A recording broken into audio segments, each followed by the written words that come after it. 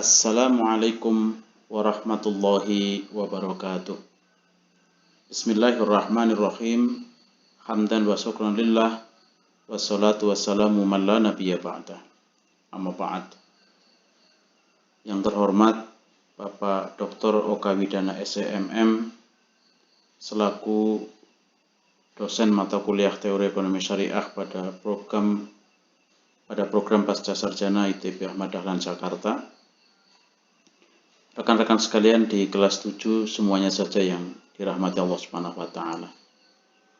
Izinkanlah saya mewakili teman-teman dari kelompok 7 yang terdiri dari 1 Bapak Sepri Hadi, 2 Bapak Ardianto, 3 Bapak Anwar Musaddad, 4 saya sendiri Bapak Nuridin, dan yang kelima adalah Bapak Fahrudin Hayoto. Sekali lagi izinkan kami menyampaikan materi resum teori produksi dalam perspektif Islam. Semoga kita mendapatkan manfaat kebaikan dari apa yang hendak kami sampaikan, dapat menambah pemahaman dan keilmuan kita, dan tentunya kita mengharap adanya keberkahan sehingga menjadikan apa yang kita pelajari penuh dengan manfaat dunia dan akhirat. Langsung saja ke materi inti. Yang pertama adalah pengertian produksi. Produksi adalah proses mengubah input menjadi output. Produksi meliputi semua kegiatan untuk menciptakan, menambah nilai guna suatu barang atau jasa. Yang dimaksud dengan produksi atau memproduksi adalah suatu usaha atau kegiatan untuk menambah kegunaan nilai guna suatu barang. Kegunaan suatu barang akan bertambah bila memberikan manfaat baru atau lebih dari bentuk awalnya. Oleh karena itu, produksi berkaitan erat dengan bekerja, yaitu suatu aktivitas yang dilakukan seseorang secara sungguh-sungguh dengan mengeluarkan seluruh potensinya untuk mencapai tujuan tertentu. Al-Quran mengistilahkannya dengan beramal, yang merupakan aktualisasi eksistensi diri untuk memelihara kelangsungan hidup, memakmurkan bumi, dan memberi nilai tambah kehidupan. Karena produksi terkait erat dengan proses memberi nilai tambah bagi manusia. Selanjutnya adalah hal yang dibutuhkan dalam proses produksi. Untuk memproduksi dibutuhkan faktor-faktor produksi, alat atau sarana untuk melakukan proses produksi. Faktor-faktor produksi yang dimaksud dalam ilmu ekonomi adalah pertama, manusia atau tenaga kerja yang dilambangkan dengan L. Kemudian ada modal, uang atau alat, seperti mesin misalnya, dilambangkan dengan K. Kemudian ada sumber daya alam, dilambangkan dengan R, tanah masuk di dalamnya. Kemudian ada skill atau teknologi, dilambangkan dengan T. Gabungan dari beberapa faktor produksi dapat dinyatakan dalam bentuk fungsi produksi. Yang dimaksud fungsi produksi adalah hubungan teknis antara faktor produksi berupa input dan hasil produksi atau output. Nanti hal ini akan diperluas pada pembahasan proses produksi. Rekan-rekan sekalian, semuanya saja rahimakumullah. Dalam teori produksi, perspektif Islam tentunya, tujuan utama yang ingin dicapai oleh perusahaan bukan sekedar bagaimana berproduksi dengan biaya minimum sehingga meningkatkan hasil atau output yang maksimal. Namun lebih daripada itu adalah bagaimana meningkatkan kondisi material dan moral sekaligus sebagai sarana untuk mencapai tujuan di akhirat. Jadi bukan semata-mata memaksimalisasi laba duniawi, tetapi juga memaksimalisasi laba ukhrawi. Najatullah menyebutkan ada 5 tujuan produksi dalam Islam, yaitu memenuhi kebutuhan diri secara wajar, memenuhi kebutuhan masyarakat, keperluan masa depan, keperluan generasi yang akan datang, dan pelayanan terhadap masyarakat. Prinsip dan tujuan produksi dalam ekonomi Islam adalah meningkatkan kemaslahatan yang diwujudkan dalam bentuk satu, pemenuhan kebutuhan manusia pada tingkatan manusia moderat. Kedua, menemukan kebutuhan manusia dan pemenuhannya. Keempat, menyiapkan persediaan barang dan jasa di masa depan. Keempat, memperhatikan keperluan generasi yang akan datang. Dan yang kelima adalah keperluan sosial dan infak di jalan Allah Subhanahu wa Ta'ala. Terlihat betul bahwasanya konsep produksi secara konvensional dan menurut Islam tentunya sangat berbeda. Yakni jika secara konvensional hanya mengejar keuntungan dunia semata, namun jika menurut pandangan Islam tentunya ada nilai ilahiyah, keimanan yang hendak dicapai. Oleh karena itu tentunya kemaslahatan adalah menjadi kata kunci yang tak terelakkan. Sehingga konsep maslahah dalam produksi dapat kita gambarkan sebagai tidak sekedar berorientasi kepada keuntungan duniawi saja atau keuntungan materi. Namun lebih daripada itu keuntungan materi ini digunakan untuk maslahah lainnya seperti maslahah fisik, intelektual maupun sosial.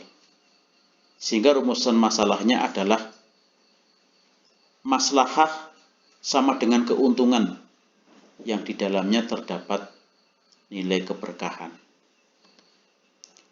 Produksi jangka pendek. Produksi dalam jangka pendek atau short run yaitu jangka waktu ketika input variabel dapat disesuaikan namun input tetap tidak dapat disesuaikan. Bercirikan, produksi jangka pendek adalah produksi yang menggunakan input tetap dan input berubah. Dalam jangka pendek jumlah satu atau lebih faktor produksi tidak bisa diubah, sehingga inputnya bersifat tetap. Misalkan dalam suatu perusahaan terdapat dua input yaitu kapital dan pekerja. Dalam jangka pendek jumlah kapital adalah tetap, sedangkan jumlah pekerja berubah. Jadi, jangka pendek didefinisikan sebagai jangka waktu yang mana ada faktor tetap dari produksi. Andaikan hanya modal dan tenaga kerja yang menjadi dua masukan dalam produksi, maka bahwa tingkat modal bersifat tetap. Dalam hal ini, keputusan masukan jangka pendek yang dibuat seorang manajer hanyalah berapa banyak tenaga kerja yang digunakan. Fungsi produksi jangka pendek. Fungsi produksi jangka pendek secara esensial hanyalah fungsi tenaga kerja, karena modal merupakan faktor produksi yang tetap. Jika K sebagai kapital dimutlakkan merupakan tingkat modal tetap, fungsi produksi jangka pendek dapat ditulis dengan bersamaan sebagaimana kita lihat pada slide. Berikut adalah tabel contoh produksi jangka pendek dengan pola output yang didapatkan. Dengan tambahan pekerja, output akan meningkat mencapai titik maksimal sebanyak 112 output dan kemudian turun. Dua, produksi rata-rata pekerja atau AP meningkat kemudian berkurang. Kemudian ada produk marginal MP meningkat sangat cepat kemudian menurun tajam sehingga mencapai angka negatif. Berikutnya adalah bagaimana penggunaan level masukan yang tepat pada produksi jangka pendek. Teman-teman sekalian rahimakumullah. Berikutnya adalah produksi jangka panjang. Produksi dalam jangka panjang yaitu produksi yang semua inputnya dapat berubah. Jangka panjang diartikan sebagai horizon yang mana manajer dapat menyesuaikan semua faktor produksi. Dalam produksi jangka panjang, semua input produksi mengalami perubahan. Diasumsikan produsen menggunakan dua input yaitu kapital K dan L, yaitu tenaga kerja. Jika dalam jangka pendek diasumsikan yang berubah hanya L-nya saja, maka dalam jangka panjang, kedua input yaitu K dan L, kapital dan juga pekerja sama-sama berubah. Kita bisa melihat pada kolaborasi atau perubahan di dalam bentuk manakala ada input di K yaitu kapital dan ada input di L tenaga kerja. Untuk beberapa tingkatan kapital atau modal, output akan meningkat jika tenaga kerja lebih besar. Untuk beberapa tingkatan pula, tenaga kerja atau L, output akan meningkat jika kapital lebih besar. Selanjutnya, pada beberapa kombinasi dari kedua input akan menghasilkan input yang sama. Lanjut, kita akan bahas lagi faktor produksi. Faktor produksi adalah suatu fungsi atau persamaan yang menunjukkan hubungan antara tingkat output dan kombinasi penggunaan input. Fungsi produksi merupakan hubungan yang dirancang untuk mendefinisikan jumlah maksimal output yang dapat dihasilkan dengan serangkaian input. Hal ini bisa kita lihat ya, dalam bentuk persamaan. Faktor produksi adalah sama dengan X1, X2, X3 sampai Xn, di mana Q adalah tingkat produksi dalam bentuk output dan X1, X2 sampai dengan Xn adalah berbagai input yang dimasukkan. Dalam beberapa buku teks, faktor produksi atau input ini dapat ditulis secara sistematis dengan sebagaimana di awal tadi. Ada Q sebagai tingkat produksi, kemudian ada K sebagai modal ya, atau kapital, kemudian ada tenaga kerja, ada L, ya, dan ada R sebagai kekayaan alam atau sumber daya alam dalam bahasan sebelumnya, kemudian ada teknologi.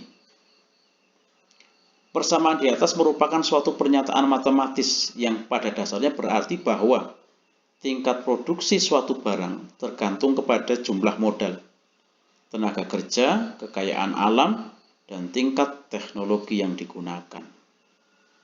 Dengan membandingkan berbagai gabungan faktor-faktor produksi untuk menghasilkan sejumlah barang tertentu, dapatlah ditentukan gabungan faktor produksi yang paling ekonomis untuk memproduksi sejumlah barang. Selanjutnya rekan-rekan sekalian, dalam teori ekonomi diambil pula suatu asumsi dasar, yaitu fungsi produksi dari semua produksi, di mana seluruh produsen dianggap tunduk patuh kepada hukum yang disebut the law of diminishing returns. Pada hakikatnya, the law of diminishing returns ini dibedakan dalam 3 tahap. Tahap pertama adalah produksi total mengalami pertambahan yang semakin cepat, di mana ini menunjukkan tenaga kerja yang masih sedikit. Apabila ditambah akan meningkatkan total produksi. Kemudian yang kedua adalah produksi total pertambahannya semakin lambat. Di tahapan ini produksi total terus meningkat sampai produksi optimal, sedang produksi rata-rata menurun dan produksi marginal menurun sampai ke titik nol. Di tahap ketiga ada produksi total semakin lama semakin berkurang. Ya. Tahap ketiga, penambahan tenaga kerja menurunkan total produksi dan produksi rata-rata, sedangkan produksi marginal menjadi bernilai negatif. Selanjutnya mari kita lihat kurva isoquant sebagai kurva produksi sama. Kurva isoquant berfungsi untuk menggambarkan gabungan dua faktor produksi yang akan menghasilkan satu tingkat produksi tertentu. Anggap saja seorang produsen hendak memproduksi suatu barang sebanyak 100 unit. Untuk memproduksi barang tersebut, ia menggunakan dua faktor produksi, yaitu tenaga kerja L dan modal yaitu K yang penggunaannya dapat dipertukarkan satu dengan yang lainnya. Sehingga pada tabel berikut dapat digambarkan 4 gabungan kombinasi. Ada tenaga kerja dan modal yang menghasilkan sebanyak 100 unit produksi. Di kombinasi A misalnya tenaga kerjanya 1, kemudian ada modal dan 6. Berikutnya B ada tenaga kerjanya 2, kemudian ada kapitalnya ada 3. C dan seterusnya. Itu kombinasi yang dimungkinkan ketika seorang produsen ingin menghasilkan 100 unit produksi. Di mana kedua hal antara L sebagai tenaga kerja dan kapital adalah keduanya berubah. Kurva isokuan menggambarkan gabungan tenaga kerja dan juga kapital tentunya menghasilkan satu tingkat produksi tertentu. Dalam contoh yang dibuat, tingkat produksi tersebut adalah 100 unit. Di samping itu didapati kurva, ya, ada isokuan 1, isokuan 2, 3 yang terletak di atas kurva isokuan standar. Ketika kurva yang lain tersebut menggambarkan jumlah produksi yang berbeda-beda. Berturut-turut nanti kita bisa lihat ada 200, 300, 400 unit sampai kepada titik 0. Masing-masing kurva yang baru tersebut menunjukkan gabungan tenaga kerja dan modal yang diperlukan untuk menghasilkan tingkat produksi yang ditunjukkan. Contohnya adalah seperti ini, kita bisa melihatnya. Di sana ada modal pada garis Y, kemudian ada tenaga kerja di garis X-nya, dan kita bisa melihat ya ciri-ciri kurva isokuan. 1 mempunyai kemiringan negatif. Yang kedua, semakin ke kanan kedudukan isokuan menunjukkan semakin tinggi jumlah outputnya.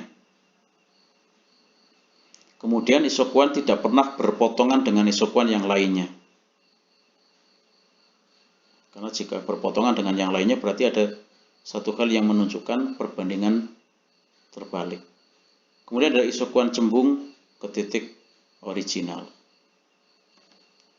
Garis biaya produksi atau isokos. Dalam rangka efisiensi dan memaksimalkan keuntungan yang ingin didapat, maka perusahaan harus mempunyai atau harus mampu meminimalkan biaya produksi. Untuk membuat suatu analisis mengenai minimalisir biaya produksi, perlu dibuat suatu garis biaya yang biasa dikenal sebagai isokos. Unsur yang diperlukan dalam membuat isokos adalah pertama, harga faktor-faktor produksi yang digunakan. Yang kedua adalah jumlah uang yang tersedia untuk membeli faktor-faktor produksi tersebut. Contoh, upah kerja Rp10.000. Biaya modal per unit adalah Rp20.000.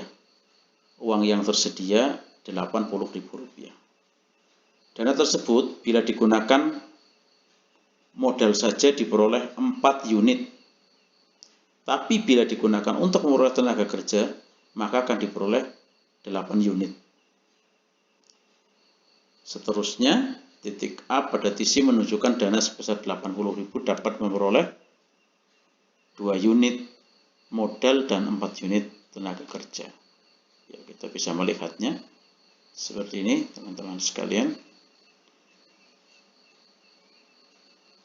Ini adalah ilustrasinya dalam grafik.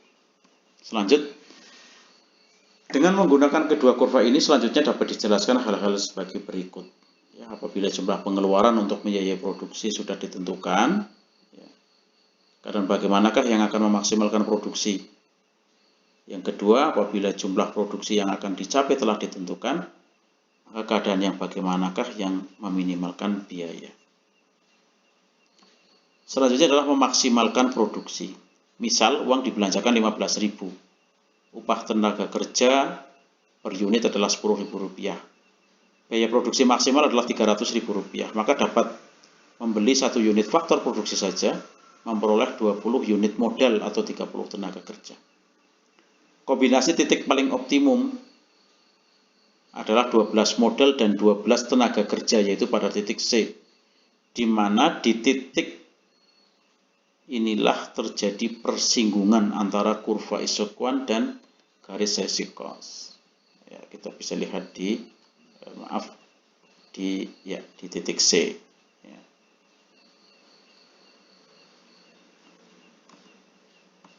Lanjut teman-teman sekalian. Nah, ini gambarannya seperti ini.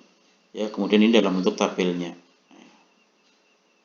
Persinggungan antara isokuan dan isokos. Selanjutnya meminimalkan biaya produksi. Di kasus kedua telah ditetapkan produksi yang ingin dicapai. Keadaan bagaimanakah yang mampu meminimalkan biaya? Kemudian langkah pertama yang diasumsikan tingkat produksi yang ingin dicapai produsen adalah 1000 unit. Dalam gambar, keinginan ini digambarkan dalam kurva isokuan IQ dikombinasi faktor produksi ini yang paling efisien untuk menghasilkan 1000 unit tersebut terdiri dari 9 unit tenaga kerja dan 8 unit modal kerja. Bisa dilihat di sini, teman-teman sekalian. Ya. Lanjut grafiknya, ya, semacam ini. Ya, jadi diperjelas, dipersandingkan antara grafik dengan tabelnya. Kemudian lanjut ke skala hasil, return of scale. Skala hasil atau return of scale adalah analisis tentang substitusi input pada proses produksi yang telah menunjukkan kepada kita apa yang terjadi ketika suatu perusahaan mengganti suatu input dengan yang lain dengan menjaga output yang dihasilkan tetap.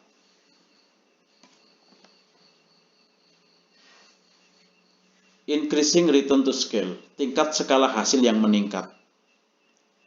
Kita bisa melihat jika output mampu meningkat 2 kali lipat, maka ketika input ditambah 2 kali lipatnya, maka hal tersebut tingkat skala hasilnya adalah meningkat. Jadi ketika outputnya dinaikkan, kemudian ada input yang dinaikkan. Ada penambahan ini dimungkinkan terjadi ketika level manajerial dan para pekerjanya mampu melakukan spesialisasi atas produktivitas dalam proses produksi, sehingga mereka mampu meningkatkan jumlah output 2 kali lipat dari jumlah input yang ditambahkan. Artinya setiap penambahan satu satuan faktor produksi kemudian menyebabkan penambahan produksi, ya, di garis X dan Y, yang makin lama makin tinggi produksi, marginalnya makin besar. Ya, faktornya di tabel bisa dilihat semacam ini. Ada grafik. Ya. Lanjut ke constant return to scale. Ya, tingkat skala hasil yang konstan. Di mana kemungkinan kedua adalah skala hasil adalah ketika jumlah output meningkat 2 kali lipatnya, ketika jumlah input ditambahkan 2 kali lipatnya. Jadi tidak mempengaruhi produktivitas operasional perusahaan. Ya. Lanjut ini ke grafik berikutnya pada constant return to scale. Penambahan setiap satu satuan faktor produksi yang terus-menerus menyebabkan, ya, kenaikan dari hasil produksi. Ada decreasing return to scale, tingkat skala hasil yang menurun. Kemudian terakhir adalah ketika penambahan output kurang dari 2 kali lipat, ketika inputnya ditambah 2 kali lipatnya. Jadi ada input yang ditambahkan namun pada hasil produksi kurang dari 2 kali lipat. Ya, biasanya terjadi pada perusahaan dengan skala produksi yang besar, yang mana mengalami kesulitan dalam mengorganisasikan dan menjalankan operasional dalam skala modal. Lanjut kita percepat, ingat waktu sudah 24 menit. Pada tabel di bawah ini ditambahkan bahwa semakin banyak faktor produksi digunakan menyebabkan produk total makin tinggi, tetapi dengan produk marginal yang makin rendah. Lanjut, nah, ini adalah endingnya adalah produksi dalam perspektif Islam. Ini hanya penegasan saja, mengingat telah dibahas sebelumnya. Ya, dalam perspektif Islam, perilaku seorang produsen muslim memiliki batasan syariat yang tidak boleh dilanggar, seperti larangan memproduksi barang yang haram, mengambil keuntungan di atas keuntungan yang wajar, memungut hasil dari riba, dan kewajiban untuk mengeluarkan zakat. Hal ini tersebut hal tersebut akan mampu mempengaruhi dalam kurva isokuan tentunya, di mana kurva isokuan seorang produsen muslim akan lebih rendah atau di bawah kurva isokuan seorang produsen non-muslim.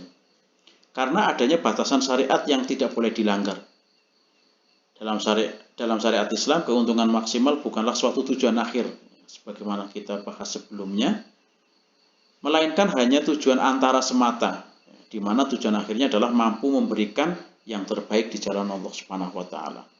Seorang produsen muslim dalam melakukan aktivitas produksinya selalu berjalan dalam syariat, sehingga ia tidak akan melakukan tindakan yang mampu merugikan pihak lain, terutama konsumen. Sehingga produksi dalam Islam adalah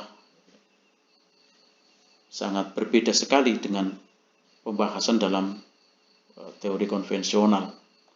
Sekali lagi, titik beratnya adalah pada orientasi yang ada di dalamnya, di mana jika konvensional adalah mencari keuntungan duniawi semata, sedangkan di produksi dalam Islam adalah mengejar keuntungan akhirat atau keuntungan ukhrawi. Ya, ini bisa diperkaya dengan kita melihat di surat-surat atau di ayat-ayat yang tertera pada slide. Ya. Kemudian ada produksi dalam Islam ini, coba kita perhatikan bahwasanya untuk menjamin terwujudnya kemaslahatan tadi individu dan masyarakat, maka sistem ekonomi Islam akan menyediakan ekonomi Islam menyediakan beberapa landasan teoritis. Yang pertama adalah keadilan ekonomi, al-adalatul iktisadiyah. Kemudian ada jaminan sosial, at-takaful ijtima'i. Kemudian ada pemanfaatan sumber-sumber daya ekonomi produktif secara efisien. Kemudian ada produksi yang ditempuh dengan cara yang halal, sebagaimana tadi disebutkan, kita bisa melihatnya di Al-A'raf ayat yang ke-157. Kemudian ada keadilan dalam produksi, dalam melakukan kegiatan produksi yang mengarah kepada kedzaliman seperti riba. Hal ini dapat menghilangkan keadilan ekonomi Islam, sehingga ini adalah perilaku yang harus dihindari. Ini bisa dibaca teman-teman sekalian. Kemudian ada produksi yang ramah lingkungan. Islam adalah agama yang kafah, sehingga semua hal akan diperhatikan, termasuk adalah dalam hal lingkungan ini. Kemudian ada orientasi dan target produksi. Ini juga bisa teman-teman sekalian baca lebih lanjut. Ada produksi yang sesuai dengan kebutuhan masyarakat, sehingga tidak menimbulkan kemubadiran, istilahnya begitu. Kemudian ada pemenuhan kebutuhan manusia pada tingkat moderat. Dalam pemenuhan kebutuhan ada tingkat menimbulkan dua implikasi. Pertama adalah produsen hanya menghasilkan barang jasa yang menjadi kebutuhan, begitu. Kemudian barang dan jasa harus memiliki manfaat yang real bagi kehidupan, bukan memberikan kepuasan maksimal saja, tetapi harus memenuhi unsur manfaat. Artinya kebutuhan dan bukan keinginan, kuncinya di sana. Kemudian yang kedua adalah kuantitas produk yang diproduksi tidak berlebihan. Kemudian menemukan kebutuhan masyarakat dan pemenuhannya, menyiapkan persediaan barang atau jasa untuk masa depan, pemenuhan sarana bagi kegiatan sosial dan ibadah kepada Allah Subhanahu wa Ta'ala. Inilah yang menjadi finishing atau akhir dari konsep produksi dalam Islam. Sekali lagi, semuanya berorientasi kepada ibadah kepada Allah Subhanahu wa Ta'ala. Demikian rekan-rekan sekalian dan Bapak dosen yang kami hormati, penyampaian materi dari kami semoga memberikan manfaat. Jika banyak kekurangan, tentunya banyak kesalahan, kami kelompok 7 mohon maaf yang sebesar-besarnya. Demikian, alhamdulillahirabbil alamin. Billahi taufiq wal hidayah. Wassalamualaikum warahmatullahi wabarakatuh.